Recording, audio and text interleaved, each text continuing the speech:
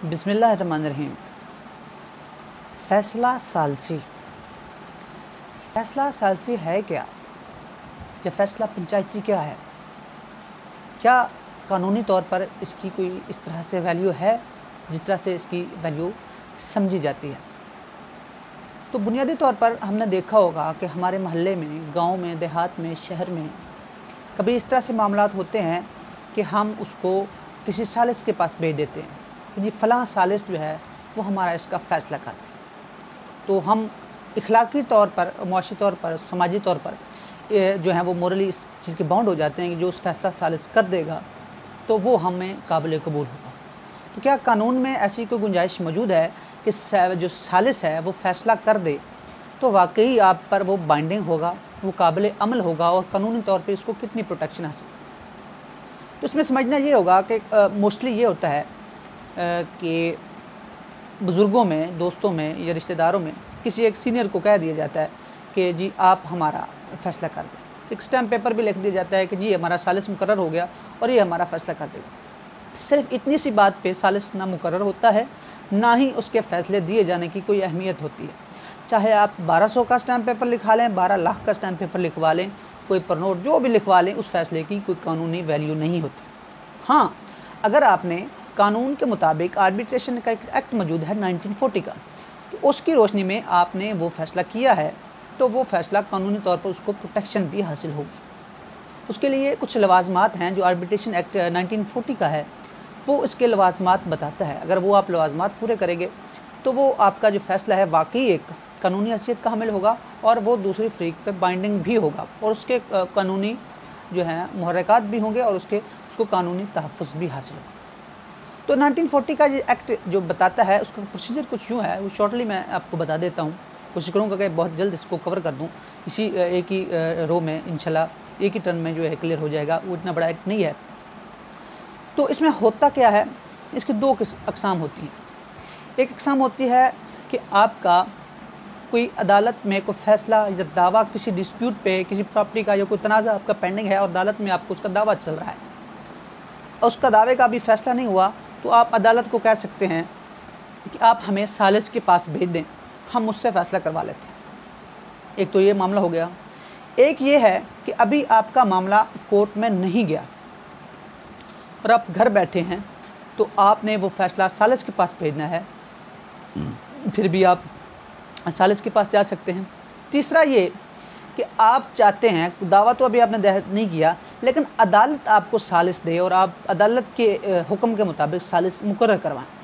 क्या होता है कि आप जो हैं एक एप्लीकेशन लिखते हैं, कोर्ट को कहते हैं कि जी हमारे फ़रीक़ैन के दरमियान चूँकि अभी दावा कोई समाअत में नहीं आया या दावे की कोई अभी प्रोसीडिंग स्टार्ट नहीं हुई या हमारा कानूनी तौर पे मामला तो स्टार्ट नहीं हुआ, लेकिन हम चाहते हैं कि अदालत हमें एक सालिस के पास इस तनाज़े के लिए भेजो। तो तीसरी तरफ ये है कि फिर भी अदालत आपको बाकायदा तौर पर समाअत करके एक सालिस के पास भेज सकती है। तकर्री सालिस का तरीका ये होता है कि फ़रीक़ैन बाहमी रज़ामंदी से एक बंदे पर जो है वो रज़ामंद हो जाते हैं, उसको सालिस मुकर्रर कर दिया जाता है। ये सालिस आर्बिट्रेटर कहलाता है और एक भी हो सकता है, एक से ज़ायद भी हो सकता है। फॉर एग्ज़ाम्पल अब 5 लोग जो हैं वो चाहते हैं कि इसका फ़ैसला करें, तो वो एक से ज़ायद 5 भी हो सकते हैं और उन 5 में एक सीनियर मोस्ट जो होता है, जिसको जो डिसाइसिव होता है, जो मतलब फ़ैसला कुन होता है, मेन जो होता है, उसको बतौर अंपायर जो मेन होता है, आप उसको उसकी अथॉरिटी जो होगी, मेजर होगी सबसे, उसको आप अंपायर के तौर पर भी मुकर्रर कर सकते हैं या करवा सकते हैं। तकर्री सालिस का तरीका क्या होगा, एक स्टैम्प पेपर पे